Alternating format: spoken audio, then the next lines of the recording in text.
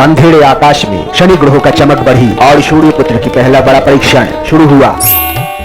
लंबी साधना के बाद शनिदेव माता छाया देवी के पास लौटे। माता ने कहा, शक्ति का अर्थ तभी पूरा होता है जब उसका उपयोग रक्षा और न्याय में हो। यह बात शनिदेव के मन में गहराई से बैठ गई।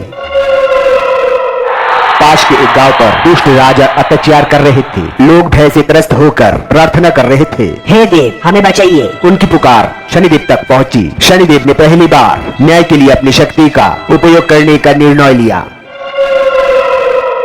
उनकी आंखों में क्रोध था पर नियंत्रण था, क्योंकि वे जानते थे कि शक्ति का प्रयोग न्याय के लिए होता है, बदले के लिए नहीं। शनिदेव के गांव पहुंचते ही राजा का घमंड टूटने लगा। शनिदेव बोले, अत्याचार करने वाला कभी नहीं बचता। उनकी दृष्टि मात्र से राजा निर्बल होकर भूमि पर गिर पड़ा और क्षमा मांगने लगा। शनिदेव ने निर्णय सुनाया, अनुचित धन गरीबों को लौटाया जाए, राज्य योग्य मंत्री को सौंपा जाए, राजा एक वर्ष कठोर तपस्या करे।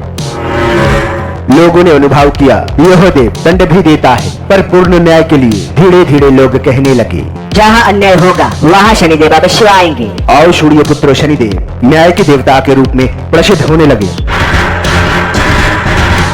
इस तरह शनिदेव ने अपना पहला न्याय दिया, लेकिन यह तो बस शुरुआत थी। अगले भाग पार्ट 4 में जानिए कैसे शनिदेव का न्याय और भी कठोर होगा। शनिदेव का पहला न्याय पूरी दुनिया में चर्चा का विषय बन चुका था, लेकिन उनके सामने अब जो आने वाला था वह किसी भी देव परीक्षा से बड़ा था।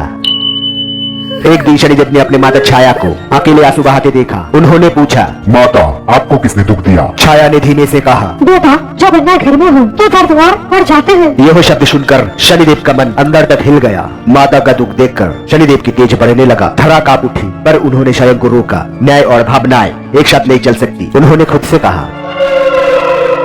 शनिदेव सूर्यलोक पहुंचे। सूर्यदेव ने कठोर स्वर में पूछा, यहाँ क्यों आए हो? शनिदेव ने शांत आवाज में उत्तर दिया, माता छाया को जो अपमान मिला उसका कारण जानने आया हूँ। सूर्यदेव का तेज बढ़ने लगा, पर शनिदेव की दृष्टि ने उन्हें शांत कर दिया। सूर्यदेव को अपने भूल का एहसास हुआ। उन्होंने स्वीकार किया कि क्रोध के कारण छाया पर अन्याय हुआ। पहली बार सूर्यदेव ने छाया से क्षमा मांगी। छाया ने शनिदेव को आशीर्वाद देते हुए कहा, आज तो दुनिया ने अपने घर संभाला है। देवताओं में चर्चा फैल गई। शनिदेव सही अर्थ में न्यायदाता है, अपने परिवार के भी। लेकिन उनकी अगली परीक्षा अभी बाकी है। आगे पार्ट 5 में जानिए कौन सा देव शनिदेव की धैर्य और क्रोध दोनों की असली परीक्षा लेगा। वीडियो अच्छा लगे तो लाइक कमेंट सब्सक्राइब करना ना भूले, ताकि पार्ट 5 आप सबसे पहले देख सके।